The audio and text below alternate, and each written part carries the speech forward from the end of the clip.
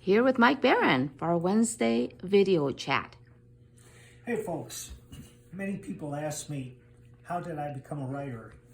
And honestly, I don't know. One day I woke up and I found I was a writer. No, that's not true. I wanted to be a writer ever since I was a little kid growing up in South Dakota and discovered John D. MacDonald and Uncle Scrooge. When I went to college, I wish that I had studied writing more diligently. I'd probably be a lot further along than I am now. But I did take a course with Jerry McNeely, who at the time was the head writer for Marcus Welby, MD.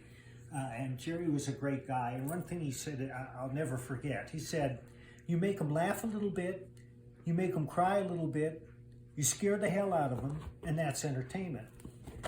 When I graduated college, I heard that there were newspapers in Boston that could hire anyone who could string two words together.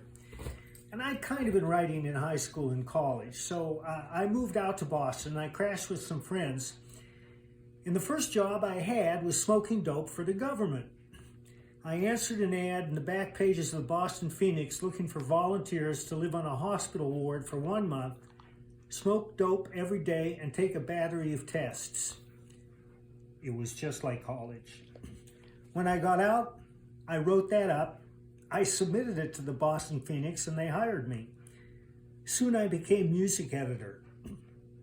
It was my job to go out night after night, listen to bands, interview musicians, and write about them.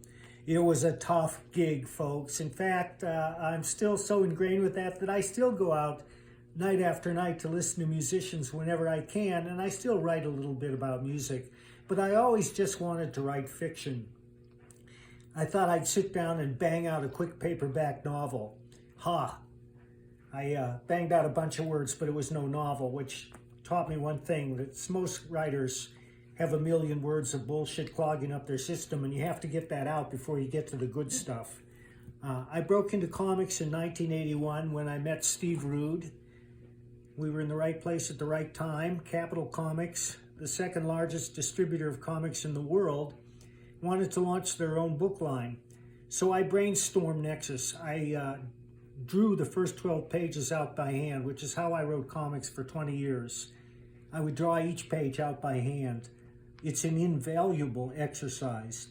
It taught me how much weight a page could bear, how many words you could comfortably fit on a page without it looking crowded.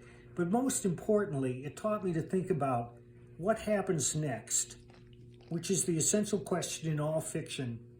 Because if the reader doesn't care what happens next, he's not going to turn the page. Well, how do you make the reader care? There are 1,000 ways, there are 1,000 tricks, and you use all of them. I'm just going to mention 3 here. Number 1, you create a fascinating character that people can't look away. Sherlock Holmes is the outstanding example of this. Number 2, you create a fascinating situation. I always think of Jurassic Park. And number 3, you write with a seductive narrative voice. This works more prominently in novels where all you have are words, but it applies to comics too. And comic readers know who the good writers are. And they know who the good writers are because they don't notice the writing. They keep flipping the page because they can't wait to see what happens next. Because nothing will jar you out of a comic faster than bad, awkward writing. So for those of you who want to be writers, I would advise carry a tablet with you and a pen at all times. Write down anything you find interesting, any idea, and especially names. And I'm not kidding. You carry a pad at all times. Don't try to make the message in your smartphone. It's too awkward. It's too technologically demanding. Whereas with a pen and a pad, you just write it down and you will remember it. The act of writing it down helps to fix it in your memory.